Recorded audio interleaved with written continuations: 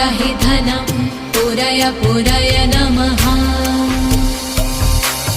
ॐ ह्रीं श्रीं क्लीं श्रीं कुबेराय अष्टलक्ष्मी मम ग्रहे धनं पुरय पुरय नमः।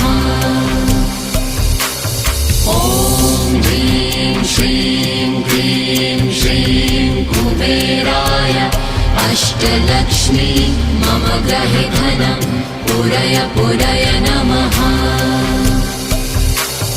ॐ ह्रीं श्रीं क्लीं श्रीं कुबेराय अष्टलक्ष्मी मम ग्रहे धनं पुरय पुरय नमः।